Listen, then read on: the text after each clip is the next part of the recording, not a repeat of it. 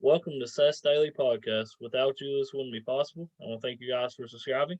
We are here with our every Sunday podcast, weekly podcast with Houston, aka Chasing the Draft. How are you doing today, man? I mean tonight. I'm doing well, man. I've got no complaints. How about yourself? I'm doing good. And how are you doing tonight, Trevor? I'm doing well. I hope both of you guys are doing well. Good. Absolutely. These are very Glad hard to be here. times. Thank y'all for having me for sure. Oh, no problem, man. We appreciate you being on for sure. Thank you. Definitely appreciative of the people that take the time to grace two random guys with their presence. No, you guys are what it's all about, man. It's I love stuff like this. Yeah. You can what'd you say? Sorry about that. Oh, I just said this is where it's at right here, Yeah. Tell us about yourself, and you have some very interesting story. You was actually a signed artist at one point. Yeah. Originally from Elkhorn City, Kentucky, and I grew up singing. I think like one of my earliest memories probably is my uncle used to live behind my grandparents up in Elkhorn, and when I was about 3, they would take me back to his house, and they would stand me up on his counter, and they would each like give me $1 to sing, and that's when I was like 3 years old. So I've always loved it, and but I never played anything in my life until I was about 15 or 16, and I asked my parents to give me a guitar for Christmas. I was actually a drummer first, I was a drummer for most of my life, and then it got to the point where I couldn't pack the drums and take them with me, and play places, and it just got, and it was tough just being a drummer by yourself. So I started playing guitar and started singing,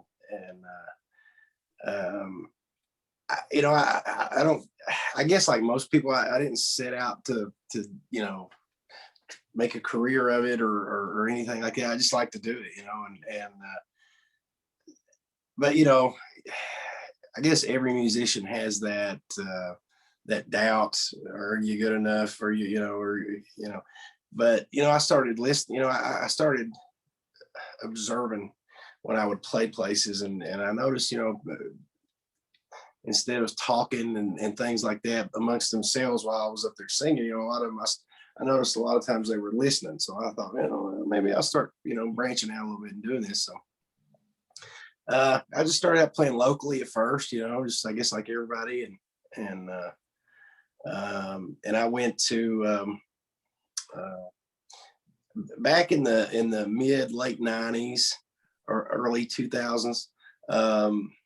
The Wise County Fair in Virginia, that was like the place to be. It was a really big festival. They brought in big names back then. I guess at the time they were big, but not as big as they are now. But like Kenny Chesney was there one year, I remember, and Alison Krauss came a couple times maybe, and so they brought in some big names. So it was just good experience just to go play in a place like that, and so I went over and played. I'm not even exactly sure what year it was now, but it was in the late 90s. I went over and played, just because I've been playing festivals all my life. So it was, really nothing to go play one. And I came back. I was playing baseball at UPike, then Pikeville College, and I came home. I was just being a college student. And a couple of weeks went by, and I went to my parents. I used to go there on the weekends a lot, kind of sleep and rest. And got a phone call a couple of weeks later from a guy named Kenny Starr in Nashville, and Kenny he had a #1 song, the mid 70s, It was called "The Blind Man in the Bleachers," and it's a really great song. It's it's about this kid that played football, and his dad was blind, so his dad never actually got to see him play. I mean, lyrically, it just structured wonderful. So the dad sits up in the main back of the bleachers every game under the speaker so he can hear it. And the song goes on. So one night the dad doesn't show up, and everybody's wondering where the dad is. So the team's getting stomped or whatever, and the kid notices his dad isn't there. Well, sadly, the dad's passed away and he didn't go. But at the end of the song, it wraps up with, "That's the first time that my father saw me play." So it was really, lyrically just way ahead of his time. It was, like I said, it was the #1 song. But he called me up and he was like, "Hey, I'd like for you to come to Nashville." And, I was 18. I'd never really, traveled, at that point, just being a kid from Eastern Kentucky, not world traveled, so he asked, he was like, "Can you come down here?" And I was like, "Yeah." "When do you want me to come down?" And he was like, "Well, that was Monday." So it was like, really quick, bang, bang. And so my dad and I, we packed up and went down there, and we went to the hotel, and he came and got us and took us over to his office. And when we walked in, it was, Kenny he toured with Conway Twitty and Loretta Lynn for 6 years, and he was almost a son to Loretta. I mean, in a way. So I walked in, and there was, Coal Miner's Daughter gold record on the wall, and there was "Hello, Darling" and "Happy Birthday, Darling," and your "Squalls on the Warpath Tonight," and all these gold records everywhere. So I walk in, in this big, beautiful office and sectional couches and the whole nine. So I walked in, and over, he's got like a desk and a kitchen in this thing. It's really decked out, So he goes over and lights a cigarette, and we go over to this sectional. There's this big black Takamine guitar sitting on the corner, and it's got his name, Nick. And he's just, drawing on that cigarette, and he just says, "Trevor, play me something." And so I was like, "Well, what do you want me to play?" And he says, "Well, the first thing comes to your mind." So I said, "Well, I'm a Kentucky boy. I mean, I'm a Keith Whitley fan, so I played him some Keith Whitley." And he just the whole time just sitting there drawing on the cigarette, So I finished that song, and he just kind of nods, "Play me something else." So I was like, "Okay." And so I played some like Three Doors Down or something, and he was like, by this time he's about done with the cigarette, and the ash is this long probably. So he's just sitting there, taking everything in. And I get done, and and he was like, "Well, you're versatile." And so I was really nervous, especially my dad sitting right beside me. And so that was about what it was. That was about it. It was like 2-song audition, and he was like, "Well, listen, I don't want to give you put any pressure on you or anything, but." And he got up and he walked to his desk, and he came back, and he had this contract, and he he said, "I've already talked to Loretta, and we want to offer you this." And so we did. And so I went down and cut a single, and I actually, one really cool thing was the whole experience of it was is I got to re-release Miami by Keith Whitley, and that was with the blessing of Lori Morgan. We had to get the okay from her before we could do it.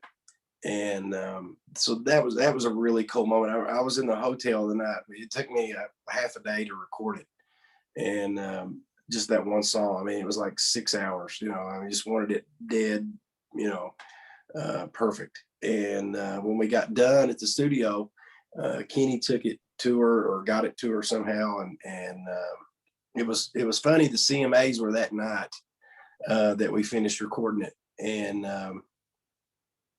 I got a phone call at the hotel, and it was her, and she you know, the only thing it was weird, you know, you're in that starstruck moment. You're kind of, you don't believe it, but then, you know, and she was like, I just want to tell you that, you know, I'm still kind of, is this really Lori Moore? You know, you're still, you know, she's talking. But she was like, you know, I want you to know that, you know, Keith would have been so proud of you. And she said, I could hear you coming out of him. And she was talking about the Kentucky thing, you know, like, and she said, that's one of the reasons I'm going to let you do it is because you're from Kentucky. So I thought that was really cool. You know, she knows, I guess, you know, male singers, and especially from Eastern Kentucky. I guess I guess we all got that little bit of Keith in us. I guess, you know, it comes out, you know, a little bit when you sing. And you know, it was really cool that she, you know, gave the blessing to do that. But yeah, that was a cool thing. But yeah, and you know, and like we talked the other night, you know, unfortunately, you know, people do things financially, and they take risks, and you know that the management of the label, I guess, kind of Kenny included, kind of took some risks and did some things. Some financial things happened, and you know, unfortunately, the label kind of collapsed. I mean, Loretta kind of quit putting money in it, and she was, you know, she was dumping money in it, and it just, you know.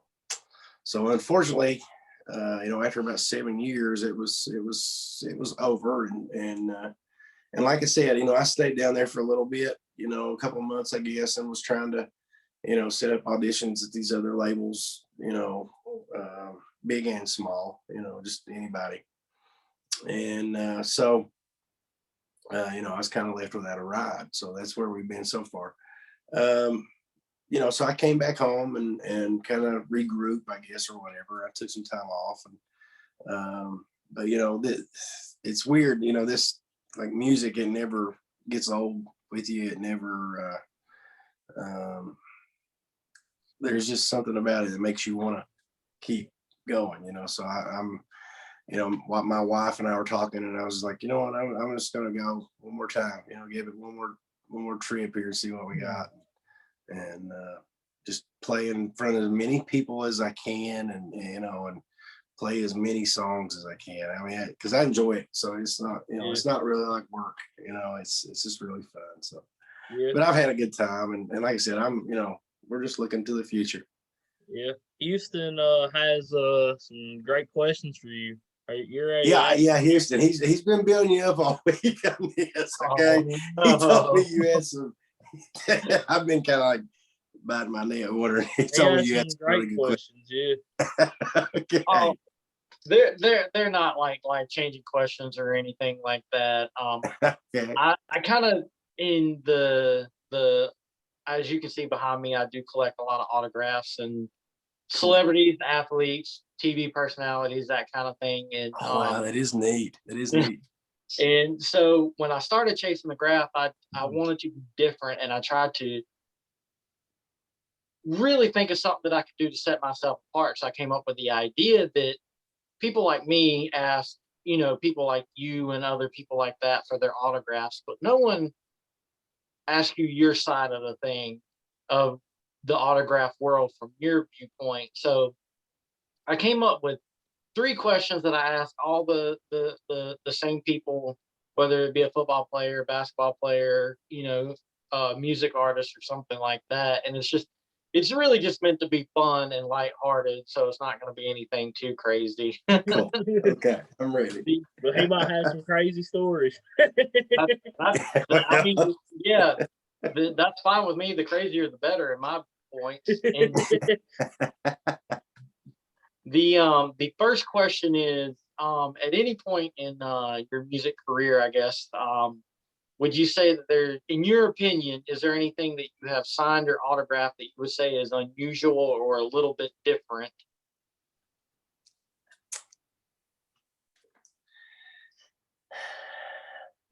Unusual. Um, you know, it's mainly been CDs or pictures.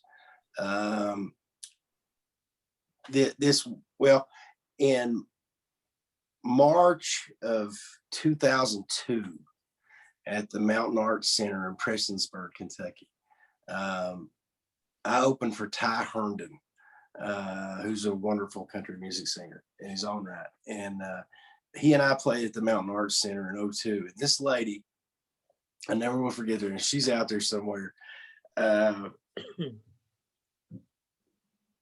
She was just the greatest.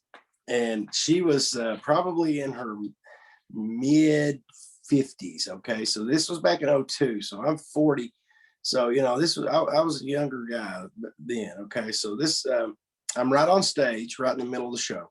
And this lady, and she was, I remember she shouted, she she drove all the way from Michigan to the show.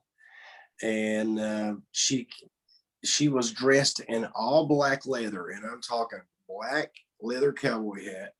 She had a black leather shirt and a black leather vest with tassels, black leather pants, a black leather belt, and black leather cowboy boots. I'll never forget that. And she came right up in the middle of the song. And if you've ever been in Mountain Arts Centers or been at the stage, you're kind of off the ground, you know, and you got the lights in front of you right there at the edge. This lady came up, and she took her hat off, the leather hat, and asked me to sign it right in the middle of the song. I was trying to explain to the lady that a black Sharpie marker won't show up on that. You're right about that.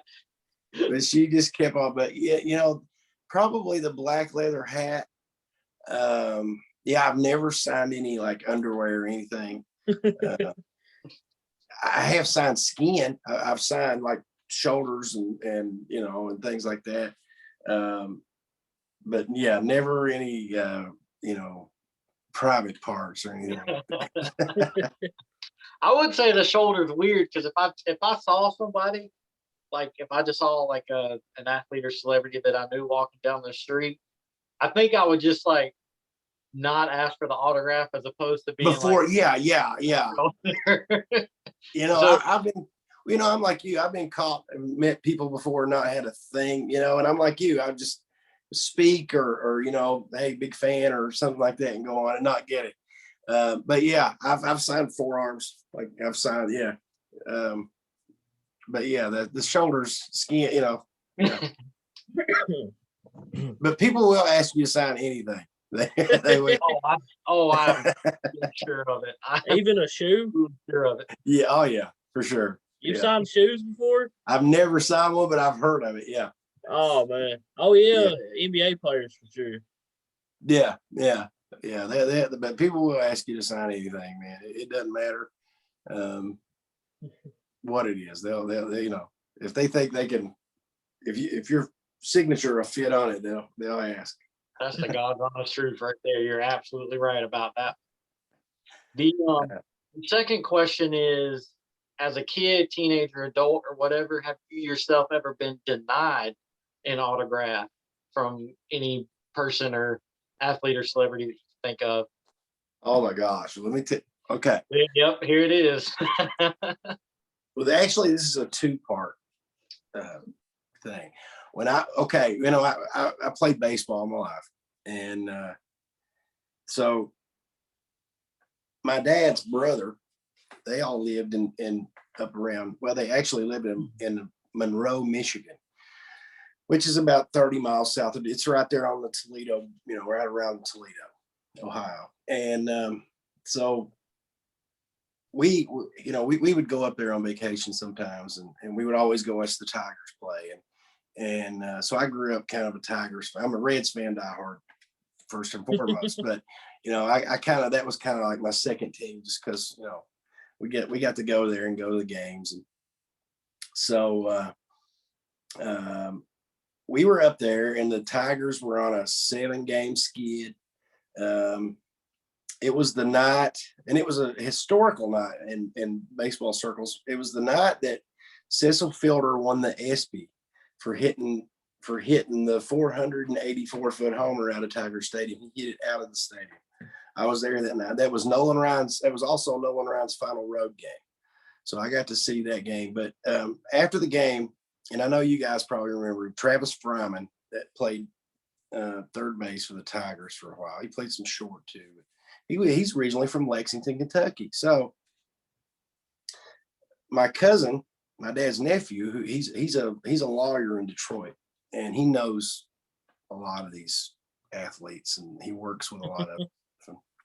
So he was like, well, about the middle of the 8th inning, he was like, well, let's start making our way out, and we'll go out to the players' parking lot, and we can meet them all. So I was like, oh, I was 11 years old or something. I was just like, cloud nine.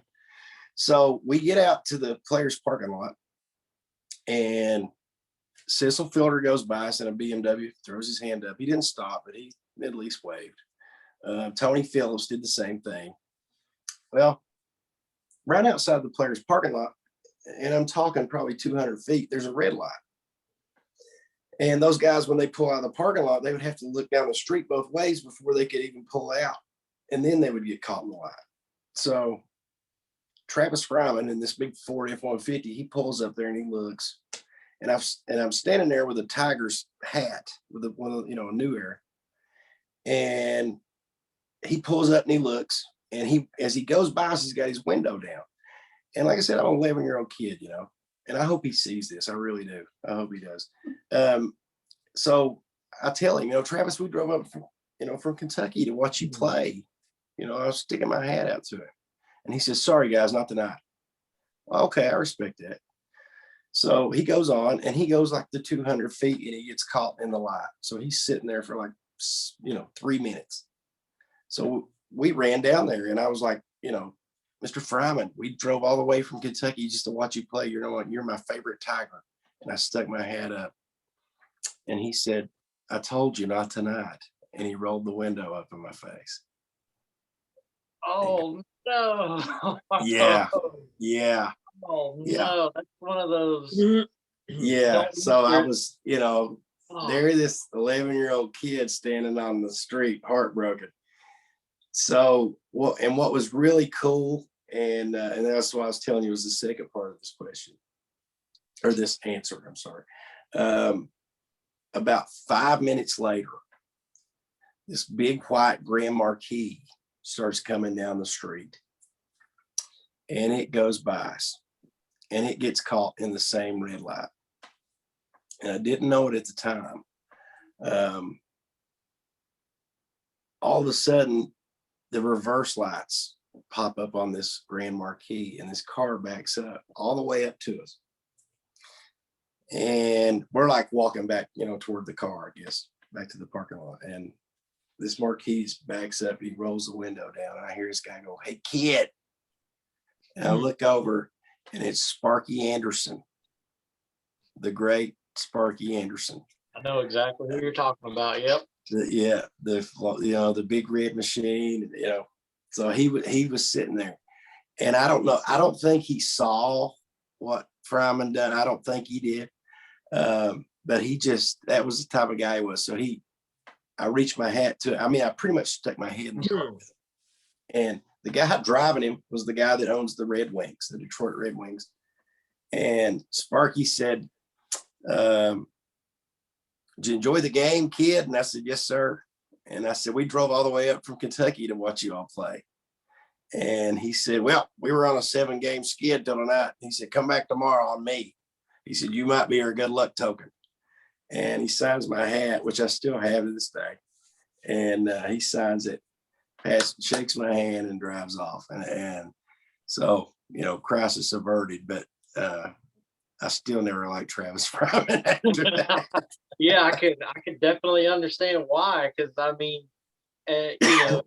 can see him, denying an older adult, because he don't know if that guy's going to go, try to turn around and sell that on eBay. But I don't think 11-year-old kids are selling autographs on eBay. Exactly. Wrong. But it sounds like one of those stories that all's well that ends well, and kind of the night kind of redeemed itself, if you will. It did. It really did, and it was just like, at that moment he drove off, it was that, and then it was, it was just like Sparky saved the Yeah, day. yeah, definitely. And the third and final question is my personal favorite because it really makes people think, and you kind of have to sit for a second and think about it. But if you could have just one person's autograph, dead or alive, past or present, doesn't matter, whose autograph would that be? Oh wow. Oh wow. That man, dead or alive. Well, I'll say this. I'm a political guy. I'm a political junkie. I love it. Um,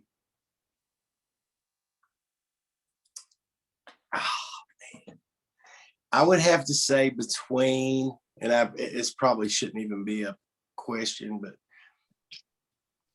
personally, probably Abraham Lincoln or JFK, probably. Those, yeah, those I think are two absolutely phenomenal answers because it's really outside of the box and it's not just your, oh, I'm a musician, so let me throw out, Elvis Presley or something like that. Well, yeah, And and I went there for a second, but I was like, that to me, I'm a history guy. I'm a history nut. Yeah, me So too. yeah, I mean, to me, I think, and there's some musicians up on that list. I mean, like Robert Johnson would probably be one I would like to have. Yeah. There's a few that I could say in the music world, but Chris Stapleton. yeah, I'm probably just the magnanimous autograph to have, like the one I would put up on the wall. Probably Lincoln or Kennedy, probably. yeah, absolutely, because once you get on the side of history, there's really not too many that are bigger than those two right there. And obviously, if you could bring them back from the dead and get their autograph, that would probably be one of the most like craziest things ever, Oh, which man. is why I like the answers too, because it's not somebody that you can just go up to right now if you were to see them and get their autograph as well. So those are two like really great answers for a number of reasons.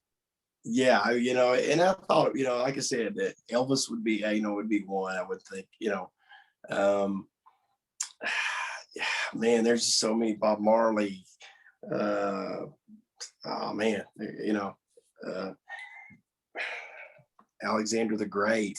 I mean, there would be some, if you want to go, Muhammad Ali. that's a really good question, man. I've never been asked that. That's a really good question. And, yeah, and you can definitely not really tell a whole lot about a person by that answer, but you can definitely get a vibe or a feel about a person from that answer. Because if I said, can you make a list of 10 people's autographs that you want, you probably wouldn't have much of a hard time coming up with 10, but coming up with just one, just the Yeah, one, exactly. that's where you kind of start narrowing in on things. And that's why it's definitely my favorite question for sure. Yeah, man. Yeah, I've never been asked that. That's like, I'm still sitting here thinking on it. Yeah, and you'll probably be thinking about it a week from now, and you'll be like, "No, I should have said so and so." Yeah, no, yeah, I should have said so and so. yeah, that's good, man. That's a good question. Wow. And speaking of like legendary people, you actually grew up with one of the best country singers in today. Well, my personally favorite country singer, Chris Stapleton. Oh man, what a voice. He's man. I mean, I talk to people. Well, I explain to people, you me well, and I'm going to say this is all my personal opinion. But in the music world, like let's take like Keith Whitley for example. Um, don't get me wrong. you would still have George Strait would still be George Strait, and Garth Brooks would still be Garth Brooks, and you know, we would still have those guys, and they would still be huge. But honestly, I think if Keith had lived, he would have probably went down as the greatest ever. We, but I'll tack on to that. Since him, we've probably not heard a voice like Chris. Chris is that voice, you know, you can walk into a restaurant and when you hear, you know, as soon as you clear the door, if he's on, you know it's him. Yeah, Tennessee The whiskey, second you hear it. man. Oh man. Yeah. Rolling Stone wrote an article here a while back on him, and they said that it sounded like, I'm paraphrasing here, but they said it sounded like he swallowed a can of Gravels. And that's a pretty good analogy, I think. You know, he's like I said, he's probably got the most powerful voice, soulful voice that we've heard in many a year. That's what I was gonna say. I was gonna say in pretty much any genre, you'd have a pretty hard time of finding anyone that has much soul in their voice as he does. Exactly. You know, and Tyler's that way too. You know, you feel that hurt in him. You know, I get asked all the time, you know, what's up with you Eastern Kentucky boys? You know, these people, these Eastern Kentucky people. It's like a hotbed up here. And, you know, I joke, you know, and I tell people, I was like, well, you know, we never had anything else to do. You know, we was sit on the front porch and play your guitar or sit there and be bored. But, you know, I say that jokingly. But you know, people ask me all the time, what's the next big thing coming out of Eastern Kentucky? You know, we don't know. And the talent, I don't know where it comes from. I don't know if it's just the you know, the life we faced growing up. It was hard, and we want to, that's our way to channel it, is through music. The hurt and the heartache that we've, you know, endured our lives and our parents' lives, just the hurt of living here. I don't know. But man, there's talent here that, Yeah. you know, I was telling somebody the other day, I said, I could go down Country Music Highway here. I could go down US 23 and I could make a stop and pick 6 people and I could win a Grammy every year. You know, and there's that much talent here. I mean, there really is. It's unbelievable. Yesterday, actually, I was listening. They had the virtual Hillbilly Days, and I was listening to it. It was live on the radio, and I didn't play in it, but I heard, you know, I was listening to it, and there was some great talent on there. You know, so it's here. It's just music is it's being right place, right time, heard by the right person is a lot of it. You know, it's like I tell people all the time, Toni Braxton, I know we all probably listened to Toni Braxton growing up at one time or another. You know, she was discovered pumping gas at a gas station. She was singing with the speakers on the radio, and there was an executive in the next pump, and he heard her. And She sang "Break My Heart," wasn't it? Wasn't that her? yes, sir. Yes, Yeah. sir. Yeah, great song. And that's how she was discovered. You know, it's just that right place, right time kind of thing. And it's like me and Seth were talking the other night. You know, when I first came up, you know, this was early, you know, like I said, this was late '99, early 2000. Social media wasn't available. It wasn't, you know, you couldn't.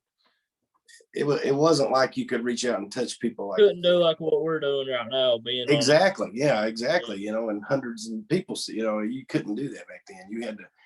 You had to actually load your car down with every piece of equipment you had, and you know, drive and to make 50-60 bucks, and you know, hopefully, you know, 30-40 people might show up, and you might make $20 in tips. You'd be tickled if, you know, I mean, it's like I told my wife, that when I was in Nashville, there's nights that I've had $1,500 in my pocket, and there's nights that I've slept in my car and I couldn't buy a dollar McDouble off the dollar menu.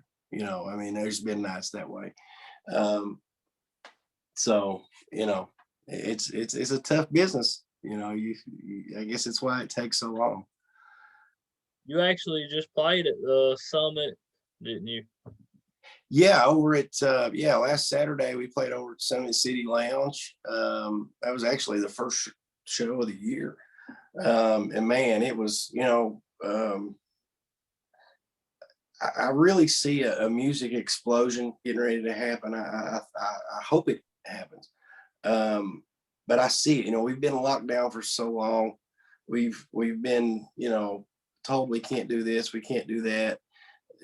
Can't go in restaurants and things like that. And it's killed people like me because, if we can't get out and make money, then, we go hungry. And it's really, and It's so hard enough here in Eastern Kentucky to make a living before it COVID. is.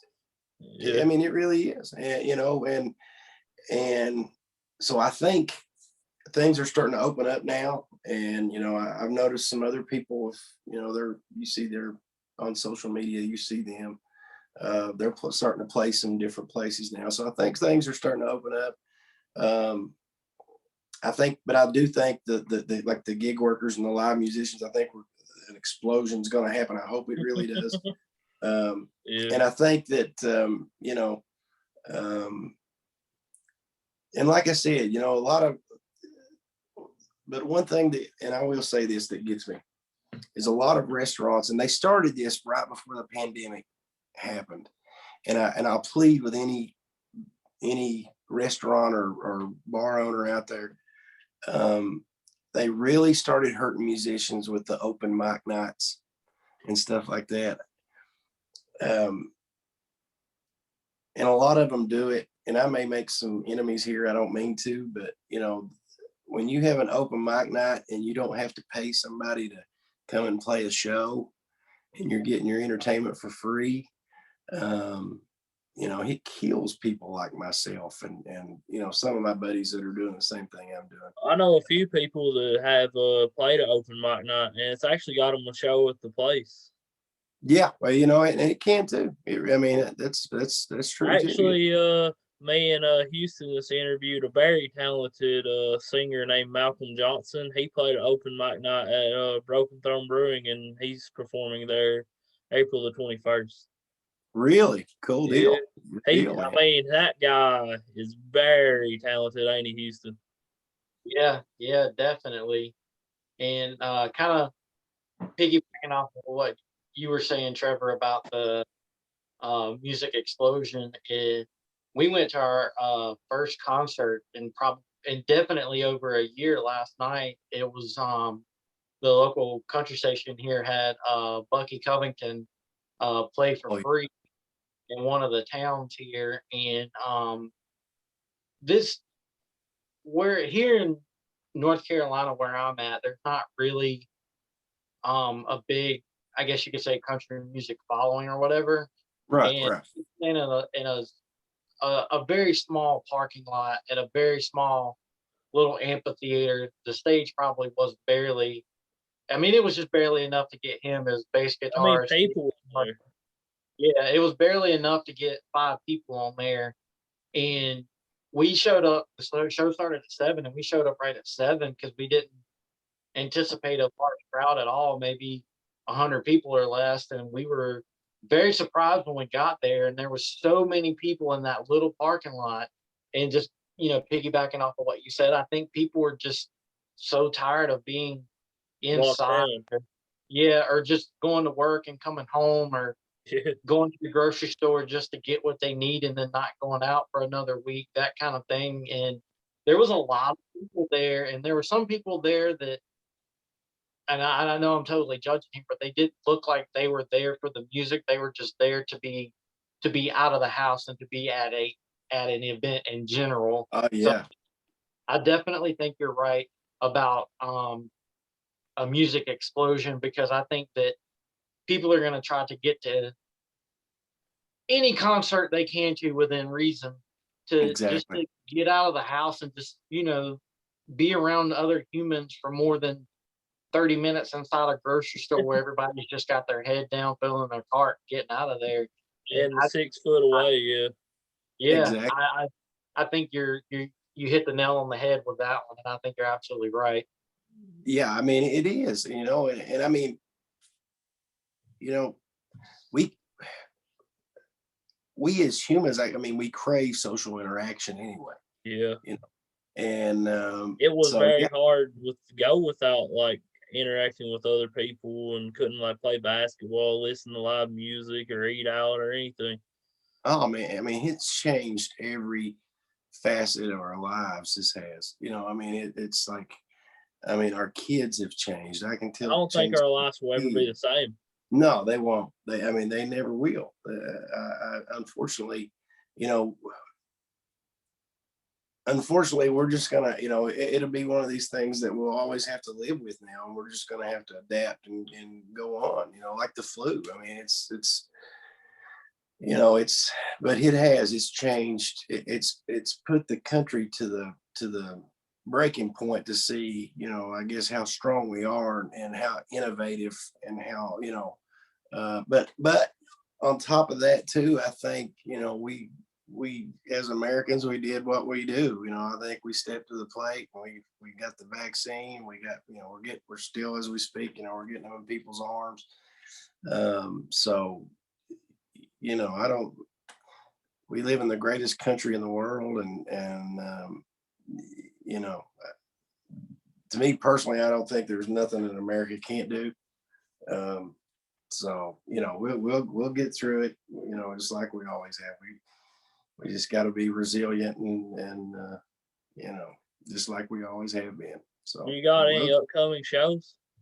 No, not as of yet. We're, like I said, we're working on it. I'm actually right now almost finished. We're doing a new Facebook page. So yeah, you'll be able to find that on there. Send me a link and I'll put it in the description. And I've already put your YouTube page last time, and I'll put it in the description this time as well. Cool, man. Thank you. Yeah, we're actually my wife. She's like my right hand. She does all this. She's well, for her, I can't go. So, but she's in the process of getting that fit. We're going to try to finish that tonight and get that up. But it'll be like, I think Trevor Thacker, and it'd be a musician page. Yeah, so. just send me through text message and I'll put it in the description once you send it to me. Awesome, man. I sure will. What song are you going to play for us tonight?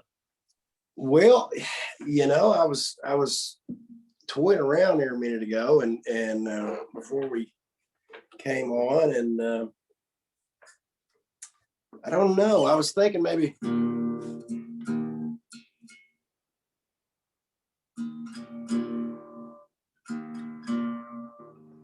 I know you. I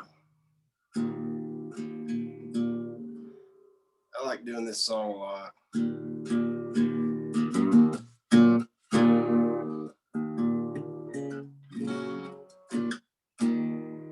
I know we were over at Summit City there the other night, and I remember the first time I ever played this song. I was over in West Virginia playing somewhere, and somebody said, "Man, you can't do that on a guitar." And I said, "What do you mean?" He said, "I've never heard anybody do that on a guitar." And but back when I was in, I don't know, I was probably a freshman or sophomore when this song came out. It was pretty good. Everybody used to get me to play it all the time, but I think y'all recognize it probably when I play it.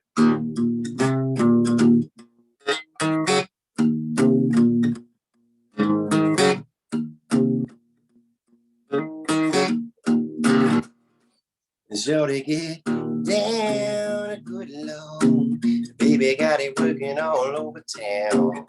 Strictly cause it don't play around. Cover much ground. Got gang by the pound. Getting paid is a forte.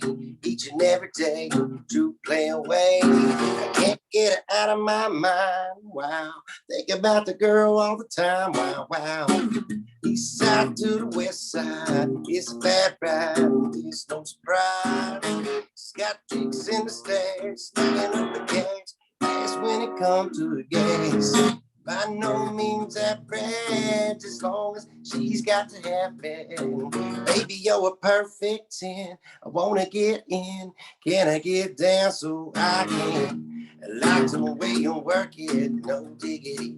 I got to bang in bed, oh baby. Like the way you work it, no diggity. I got to bang in bed, oh baby. Like the way you work it, no diggity. I got to bang in bed, oh baby. Like the way you work it, no diggity, no doubt. She's got class and style. She be managed by the time. Baby, never act wild. Baby, low key on the profile. Catching feelings is no. Let me tell you how it goes. Herbs the word, spins the verb, and love as it goes. So for me, what you heard. Moving with the fatness, you don't even know what the half is. You got to pay to play. Just for shorty bang bang to look your way. And like the way you work it, talk tight all day, every day. Blowing my mind, baby, in time. Maybe I get you in my ride.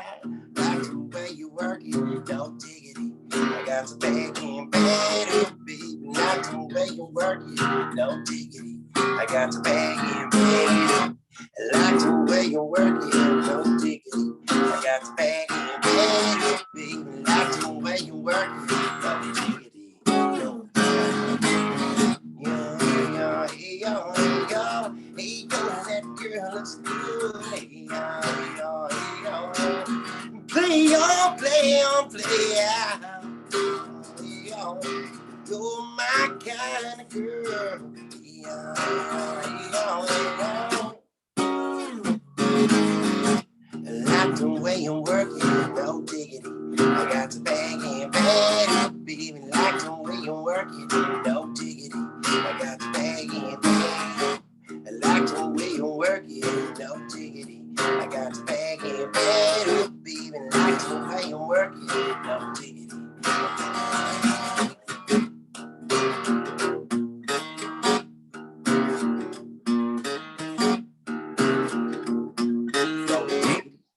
No doubt. I don't know if you guys remember that song or not. Blackstreet. Blackstreet, that was it, man. Yeah. That's it. Yeah, that was.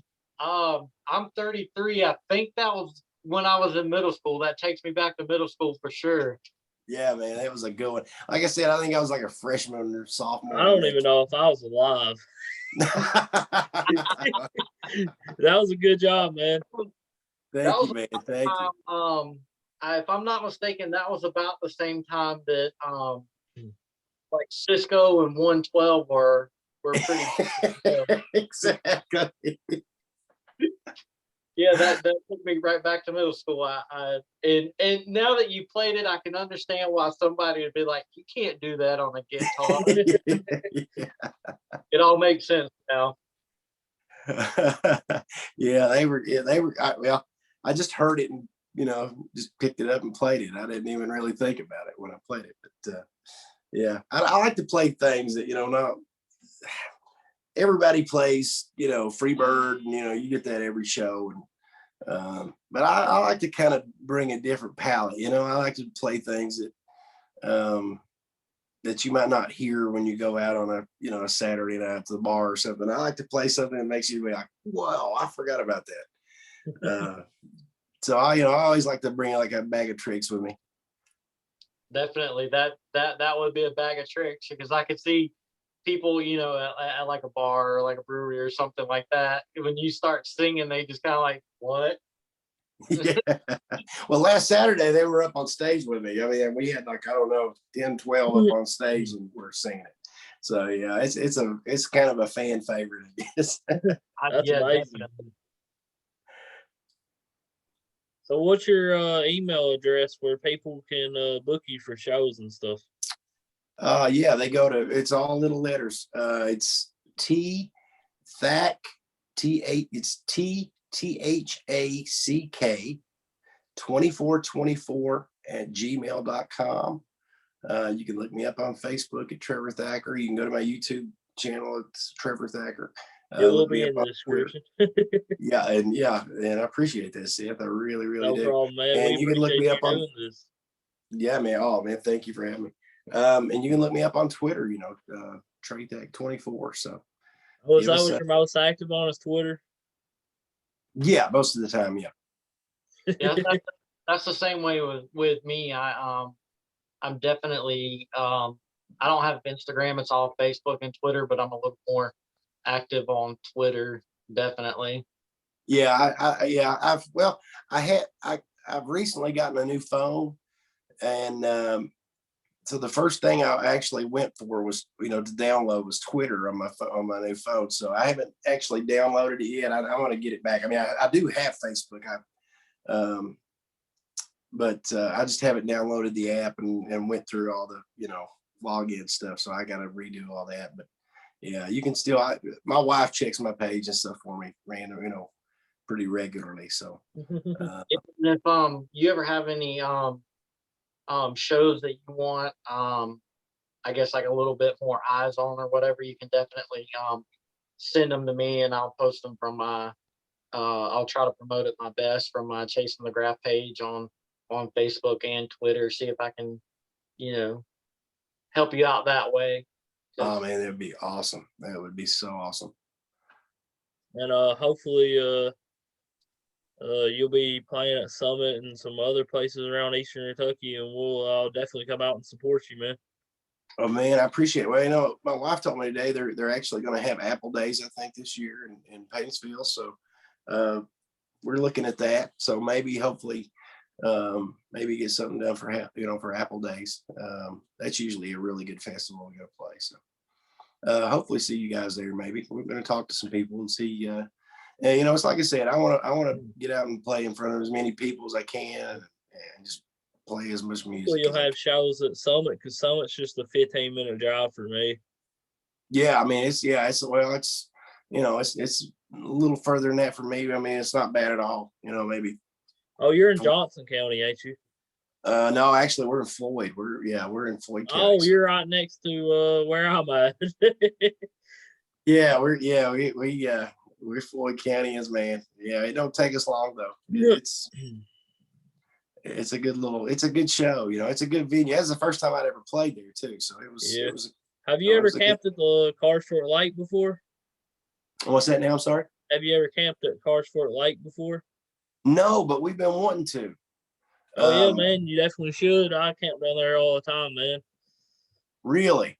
Yeah, we've been wanting to come over there, and we're getting ready. Matter of fact, we're in the process of getting the camper out and getting it ready to go.